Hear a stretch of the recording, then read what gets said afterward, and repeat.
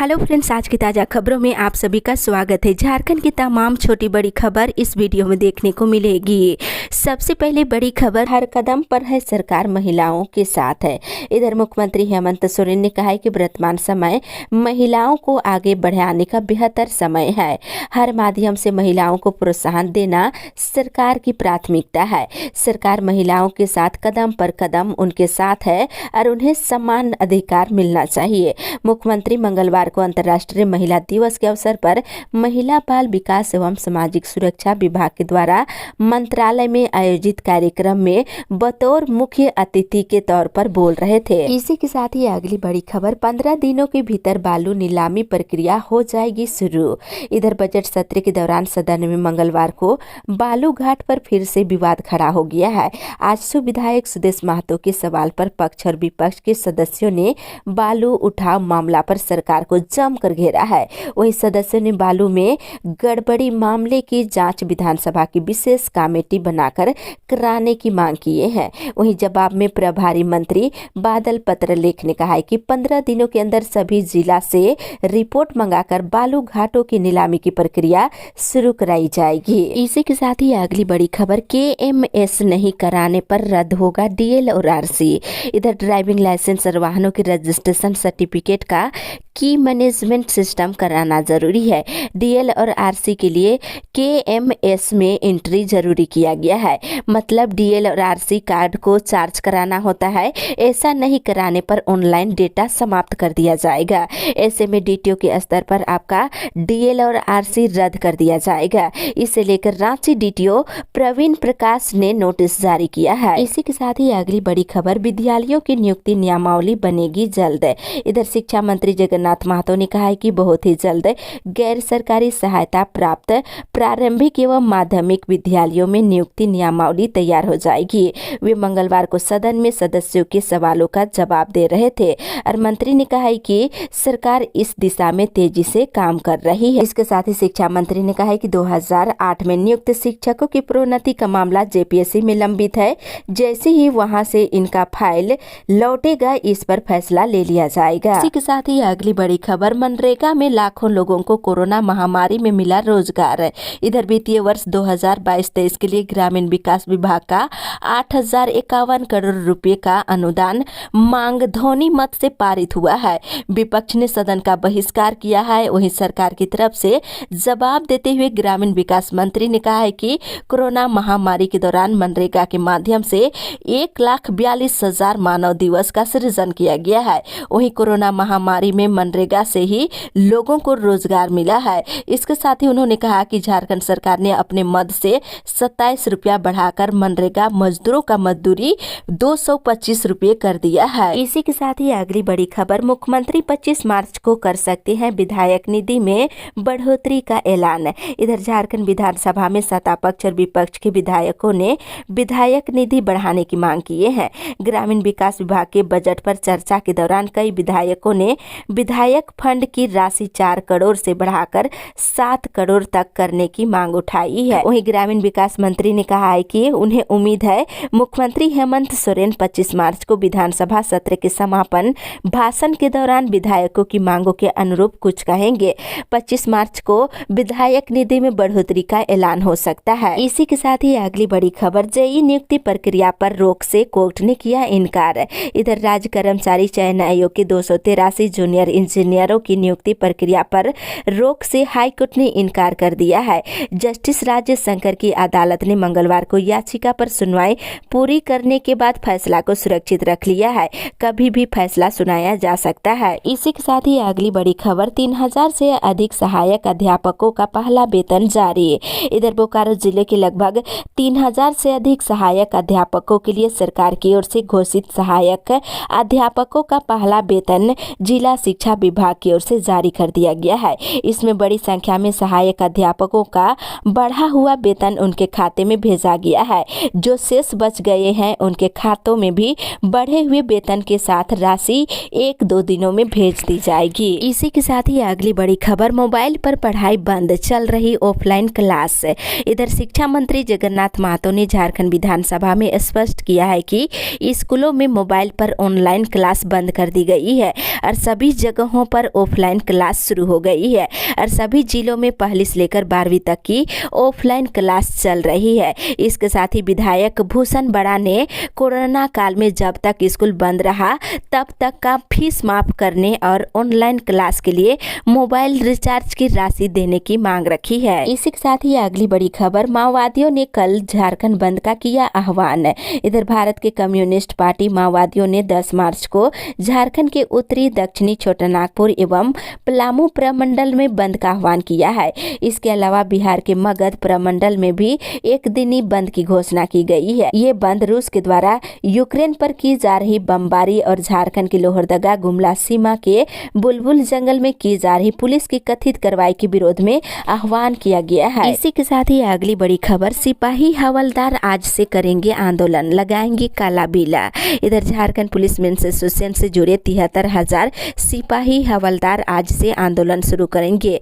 पहले चरण में वे काला बिला लगाकर ड्यूटी करेंगे और आंदोलन के दूसरे चरण में 21 मार्च को सभी जिला वाहिनी और पोस्ट पिकेट का मेंस बंद रहेगा। सभी जवान एक दिन के सामूहिक उपवास पर रहेंगे। इसके साथ ही मांगे पूरी नहीं होती है तो 14 अप्रैल से सामूहिक अवकाश पर जाने की योजना बनाई है। इसी के साथ ही अगली बड़ी खबर, झारखंड में 1 अप्रैल से पत्थर खदानों में लटक जाएंगे ताले। इधर झारखंड में 31 मार्च को 241 पत्थर खदानों की लीज अवधि समाप्त हो रही है। 1 अप्रैल 2022 को इन खदानों में ताले लटक जाएंगे। सरकार सभी पत्थर खदानों की नई सिरे से ई नीलामी शुरू करेगी। इसके लिए भूमि तत्व निदेशालय की ओर से दिशा निर्देश जारी कर दिए गए हैं। समय रहते अगर सरकार नीलामी नहीं कर पाती है तो राज्य में गिट्टी की सप्लाई के साथ साथ विकास कार्य बुरी तरह से प्रभावित होने की संभावना है। इसी के साथ ही अगली बड़ी खबर, नियुक्ति में राज्य से 10वीं 12वीं की अनिवार्यता पर सुनवाई आज। इधर झारखंड राज्य कर्मचारी चयन आयोग की संशोधित नियुक्ति नियमावली के खिलाफ दाखिल याचिका पर झारखंड हाई कोर्ट में सुनवाई टल गई है। सरकार और जेपीएससी की ओर से कहा गया है कि इस मामले में सुप्रीम कोर्ट के अधिवक्ता पक्ष रखेंगे। आज मामले की ऑनलाइन सुनवाई की जाएगी। वहीं दूसरी ओर कनीय अभियंता नियुक्ति मामले में अदालत ने फैसला को रखा सुरक्षित। इधर झारखंड हाईकोर्ट के जस्टिस राजेश शंकर की अदालत में कनीय अभियंता नियुक्ति मामले में उम्र के कट ऑफ डेट को लेकर दाखिल याचिका पर कल सुनवाई हुई।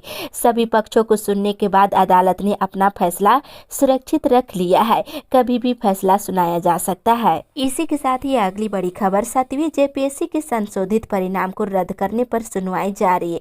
इधर हाईकोर्ट के जस्टिस राजेश शंकर की अदालत में 7वीं जेपीएससी के प्रारंभिक परीक्षा यानी कि पीटी के संशोधित रिजल्ट जारी होने के बाद बाहर हुए अभ्यर्थियों की ओर से दाखिल याचिका पर कल सुनवाई हुई।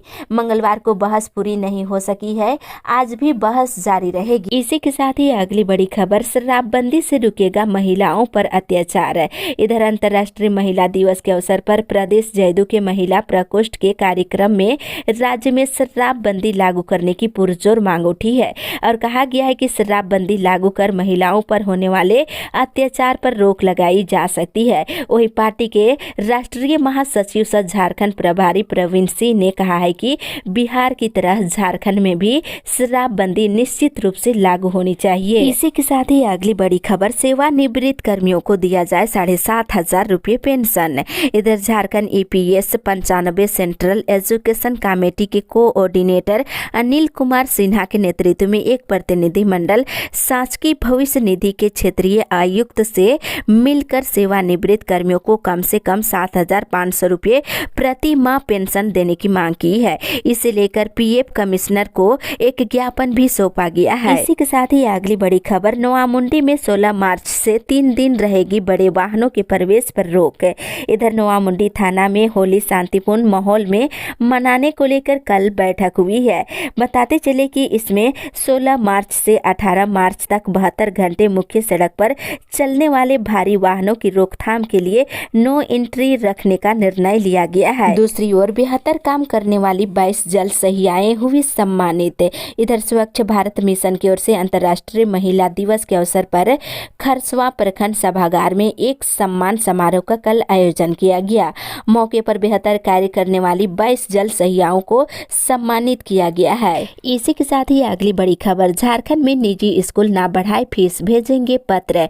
इधर स्कूल स्कूली शिक्षा एवं साक्षरता विभाग के मंत्री जगन्नाथ महतो ने मंगलवार को सदन को आश्वासन दिया है कि निजी स्कूल फीस न बढ़ाए। इसे लेकर विभाग की ओर से पत्र भेजा जाएगा। वहीं दूसरी ओर गैर सरकारी सहायता प्राप्त अल्पसंख्यक स्कूलों के शिक्षकों को मिलेगी पेंशन।